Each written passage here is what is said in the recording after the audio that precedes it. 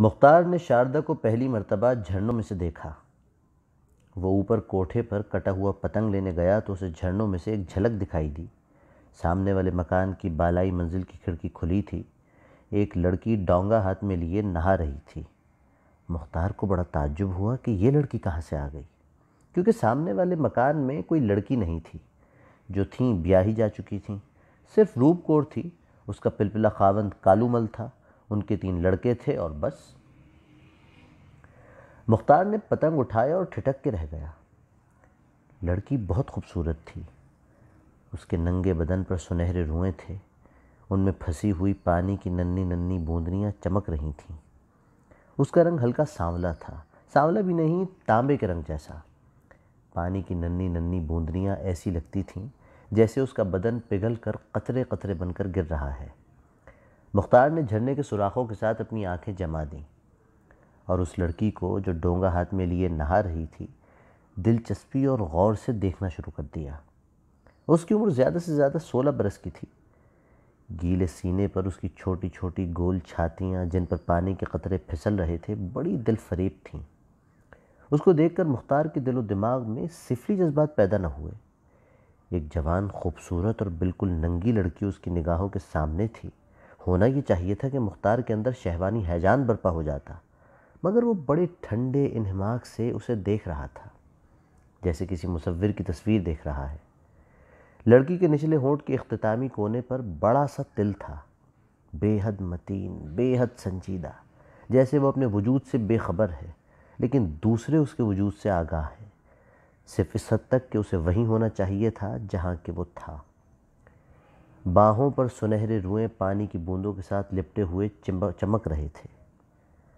اس کے سر کے بال سنہرے نہیں بھوسلے تھے، جنہوں نے شاید سنہرے ہونے سے انکار کر دیا تھا۔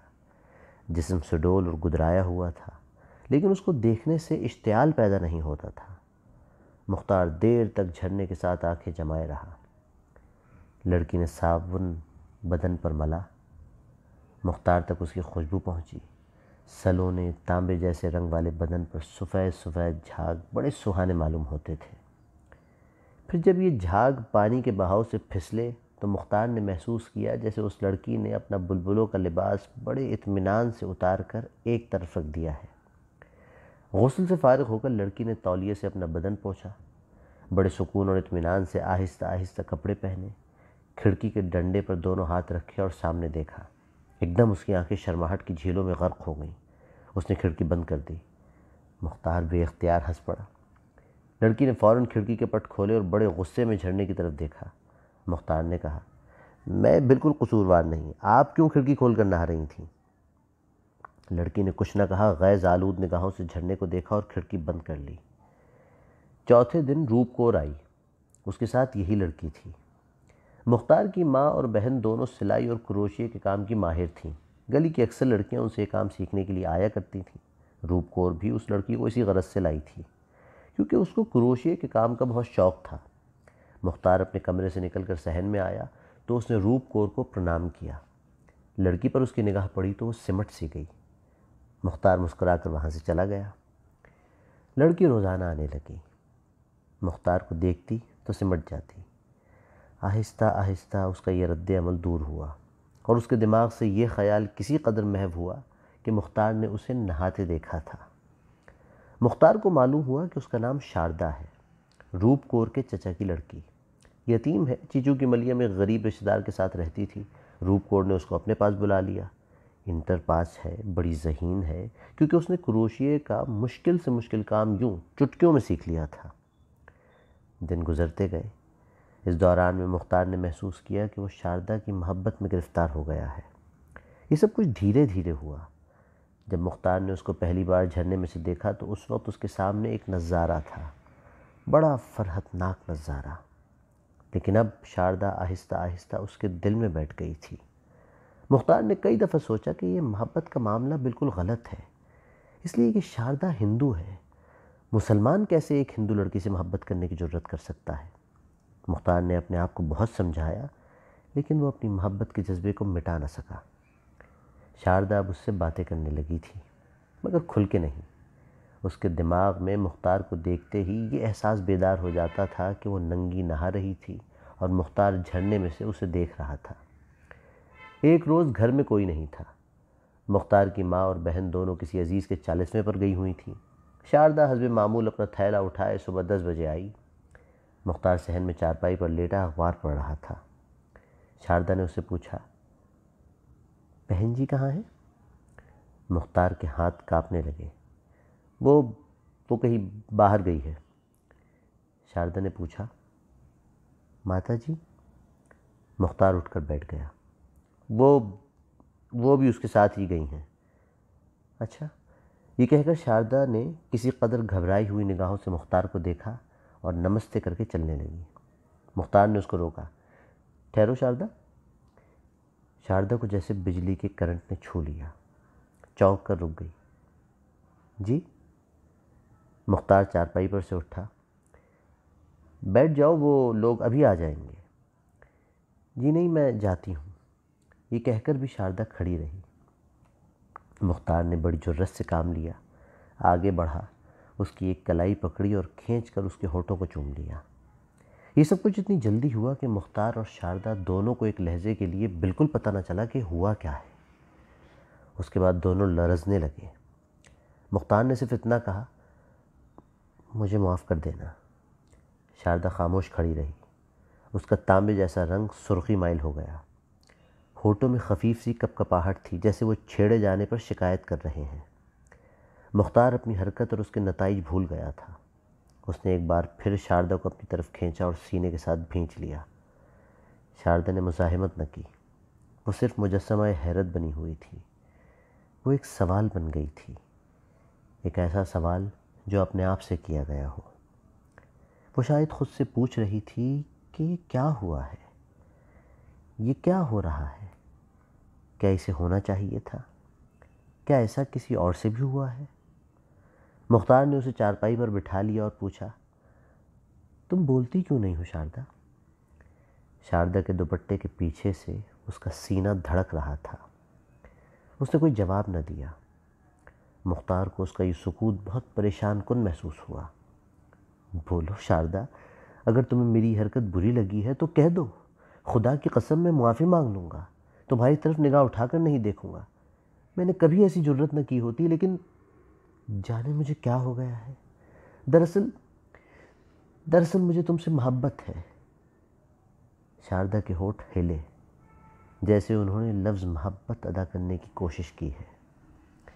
مختار نے بڑی گرم جوشی سے کہنا شروع کیا، مجھے معلوم نہیں تم محبت کا مطلب سمجھتی ہو کہ نہیں، میں خود اس کے متعلق زیادہ واقفیت نہیں رکھتا، صرف اتنا جانتا ہوں کہ تمہیں چاہتا ہوں، تمہاری ساری ہستی کو اپنی اس مٹھی میں لے لینا چاہتا ہوں۔ اگر تم چاہو تو میں اپنی ساری زندگی تمہارے حوالے کر دوں گا۔ شاردا تم بولتی کیوں نہیں ہو؟ شاردا کی آنکھیں خواب گو ہو گئیں۔ مختار نے پھر بولنا شروع کر دیا، میں نے اس روز جھرنے میں سے تمہیں دیکھا، نہیں، تم مجھے خود دکھائی دیں۔ وہ ایک ایسا نظارہ تھا جو میں تا قیامت نہیں بھول سکتا۔ تم شرماتی کیوں ہو؟ میری نگاہوں نے تمہاری خوبصورتی چرائی تو نہیں؟ میری آنکھوں میں صرف اس نظارے کی تصویر ہے۔ تم اسے زندہ کر دو تو میں تمہارے پاؤں چوم لوں گا۔ یہ کہہ کر مختار نے شاردا کا ایک پاؤں چوم لیا۔ وہ کانپ گئی، چارپائی پر سے ایک دم اٹھ کھڑی ہوئی اور اس نے لرزاں آواز میں کہا، یہ آپ کیا کر رہے ہیں؟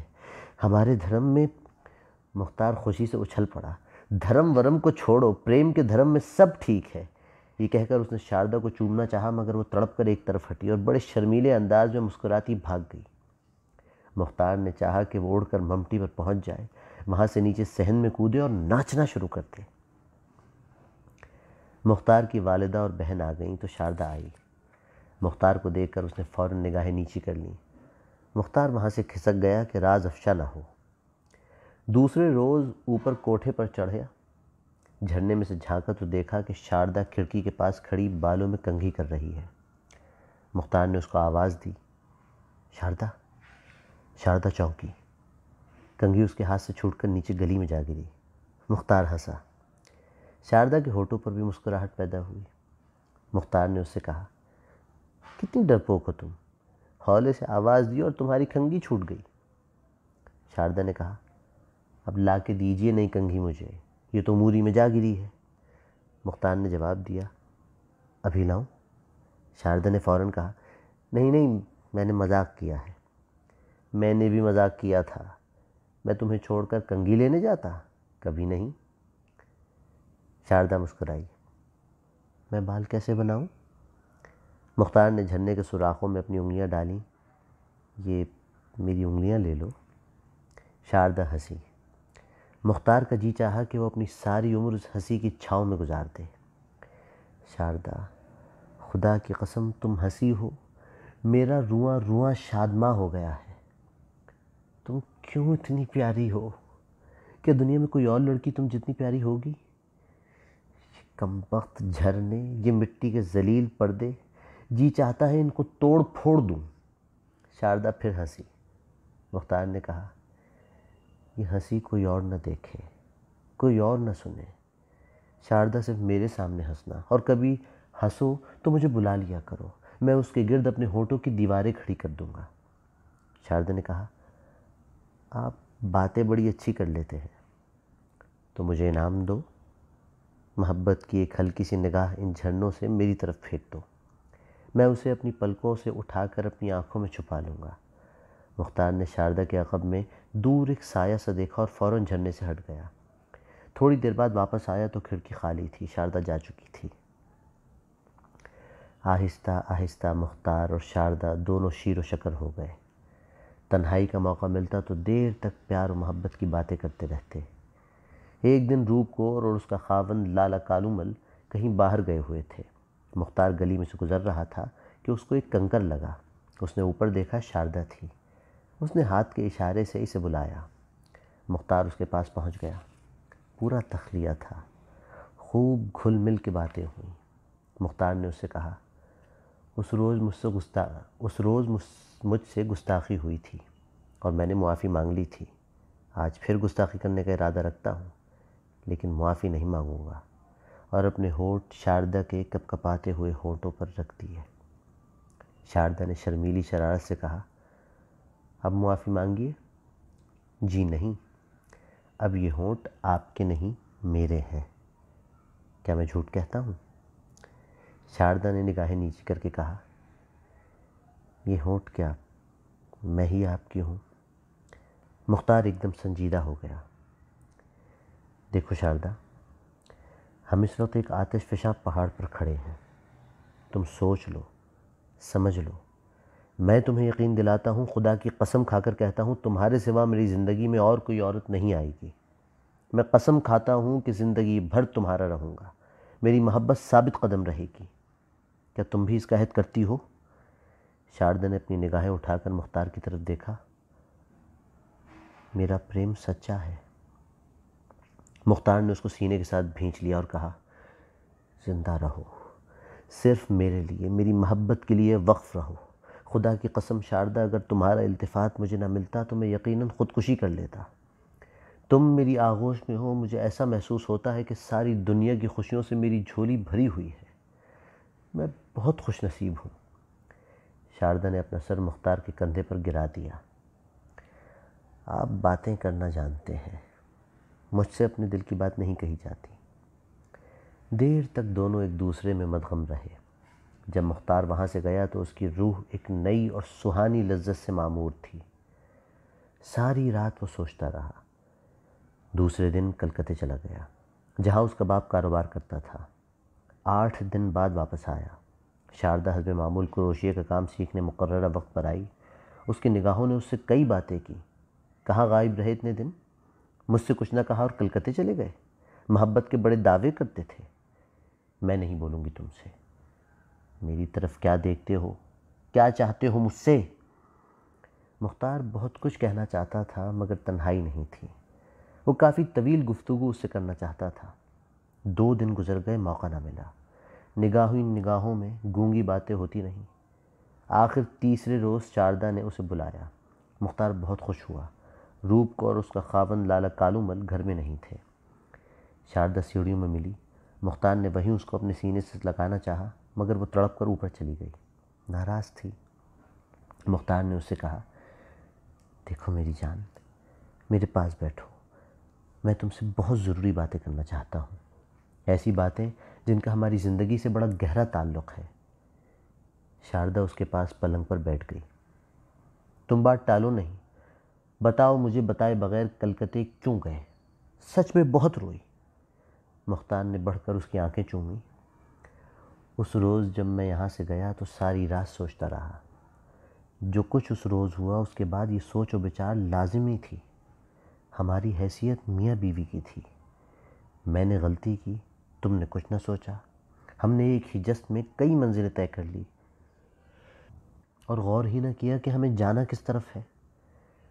سمجھ رہی ہو نا شاردا؟ شاردا نے آنکھیں جھکا لی۔ جی ہاں، میں کلکتے اس لیے گیا تھا کہ ابا جی سے مشورہ کروں۔ تمہیں سن کر خوشی ہوگی کہ میں نے ان کو راضی کر لیا ہے۔ مختار کی آنکھیں خوشی سے چمک اٹھی۔ شاردا کے دونوں ہاتھ اپنے ہاتھوں میں لے کر اس نے کہا، میرے دل کا سارا بوجھ ہلکا ہو گیا ہے، میں اب تم سے شادی کر سکتا ہوں۔ شاردا نے ہولے سے کہا، شادی؟ ہاں شادی۔ شاردا نے پوچھا، کیسے ہو سکتی ہے ہماری شادی؟ مختار مسکرایا، اس میں مشکل ہی کیا ہے، تم مسلمان ہو جانا۔ شاردا ایک دم چونکی۔ مسلمان؟ مختار نے بڑے اطمینان سے کہا، ہاں ہاں، اس کے علاوہ اور ہو ہی کیا سکتا ہے۔ مجھے معلوم ہے تمہارے گھر والے بڑا ہنگامہ مچائیں گے، لیکن میں نے اس کا انتظام کر لیا ہے۔ ہم دونوں یہاں سے غائب ہو جائیں گے، سیدھے کلکتے چلیں گے۔ باقی کام ابا جی کے سپرد ہے۔ جس روز وہاں پہنچیں گے اسی روز مولوی کو بلا کر تمہیں مسلمان کر دیں گے، شادی بھی اسی وقت ہو جائے گی۔ شاردا کے ہونٹ جیسے کسی نے سی دیے۔ مختار نے اس کی طرف دیکھا۔ خاموش کیوں ہو گئی؟ شاردا نہ بولی۔ مختار کو بڑی الجھن ہوئی۔ بتاؤ شاردا، کیا بات ہے؟ شاردا نے بمشکل اتنا کہا، تم ہندو ہو جاؤ۔ میں ہندو ہو جاؤں؟ مختار کے لہجے میں حیرت تھی۔ وہ ہنسا، میں ہندو کیسے ہو سکتا ہوں؟ میں کیسے مسلمان ہو سکتی ہوں؟ شاردا کی آواز مدھم تھی۔ تم کیوں مسلمان نہیں ہو سکتی؟ میرا مطلب ہے کہ تم مجھ سے محبت کرتی ہو، اس کے علاوہ اسلام سب سے اچھا مذہب ہے، ہندو مذہب بھی کوئی مذہب ہے، گائے کا پیشاب پیتے ہیں، بت پوجتے ہیں۔ میرا مطلب ہے ٹھیک ہے اپنی جگہ یہ مذہب بھی، مگر اسلام کا مقابلہ نہیں کر سکتا۔ مختار کے خیالات پریشان تھے۔ تم مسلمان ہو جاؤ گی تو بس میرا مطلب ہے کہ سب ٹھیک ہو جائے گا۔ شاردا کے چہرے کا تانبے جیسا رنگ زرد پڑ گیا۔ آپ ہندو نہیں ہوں گے؟ مختار ہنسا، پاگل ہو تم؟ شاردا کا رنگ اور زرد پڑ گیا۔ آپ جائیے، وہ لوگ آنے والے ہیں، یہ کہہ کر وہ پلنگ پر سے اٹھی۔ مختار متحیر ہو گیا، لیکن شاردا؟ نہیں نہیں، جائیے آپ، جلدی جائیے، وہ آ جائیں گے۔ شاردا کے لہجے میں بے اعتنائی کی سردی تھی۔ مختار نے اپنے خشک حلق سے بمشکل یہ الفاظ نکالے، ہم دونوں ایک دوسرے سے محبت کرتے ہیں۔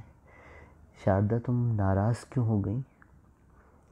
چلے جاؤ، جاؤ، ہمارا مذہب بہت برا ہے، تم مسلمان بہت اچھے ہو۔